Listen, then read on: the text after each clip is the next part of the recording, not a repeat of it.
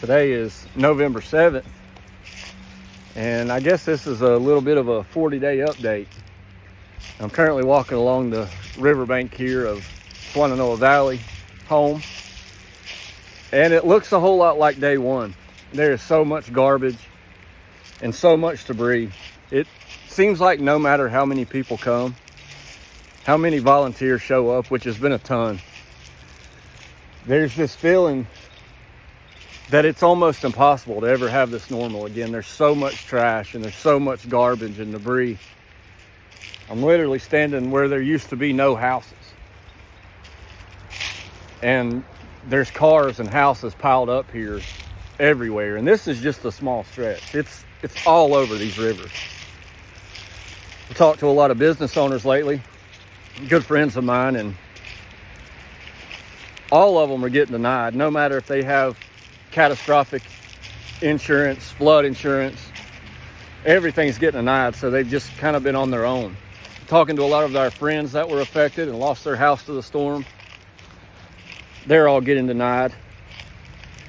We have a lot of houses here that are down to the studs that are ready to go, with crews ready to build back.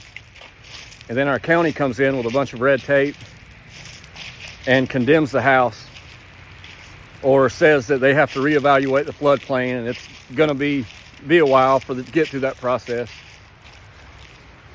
We have a lot of people, a ton of people living in campers, living in tiny houses, and folks bringing RVs and giving up their houses for someone to stay or families to stay. All kinds of little random parking lots. You're going to see RVs and campers. The Amish are here building a ton of homes. Tiny houses. School started back a couple weeks ago. They were on a short schedule for a while. Now they're back to regular, and there were 1,048 students that were homeless or displaced. So that's a huge problem, especially whenever a lot of these houses are ready to be built back. They've been gutted, and they're still saying you're going to have to wait a while. It's getting cold. There's really no time to wait for that, in my opinion, but who am I? 90% of the people here that rely on city water don't have clean drinking water. A lot of agencies are saying that could be January, February before that's even a thing again. I'm just kind of blown away that the Army Corps of Engineers isn't here building bridges and getting some of these roads back together. It's like everything that's been done is the people, and they're doing a damn good job, but there is so much here that has to be done. And it's going to take way more than a lot of the resources that we have. It's just the honest truth of it. At least that's the way it feels.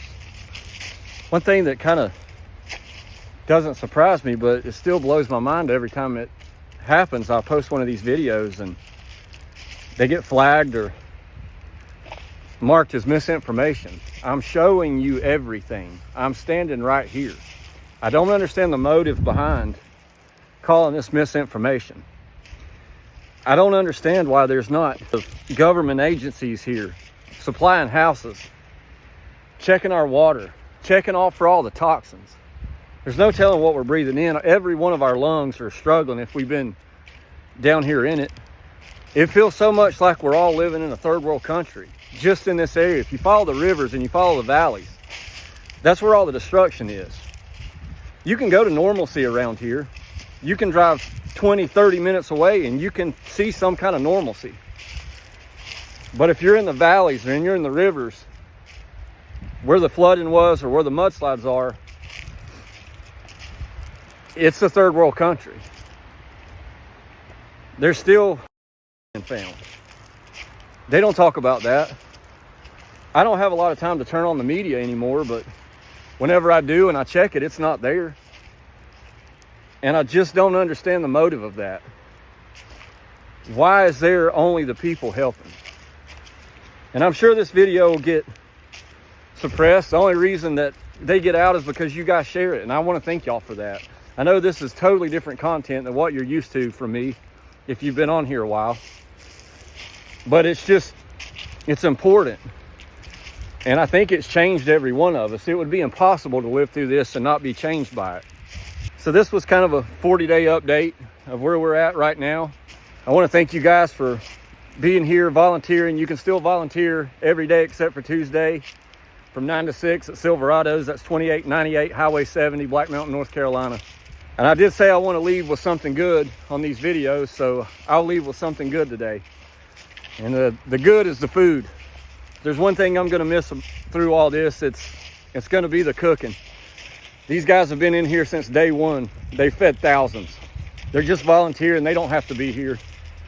But they've been on the grill. They've been cooking us briskets, feeding families, feeding volunteers selflessly.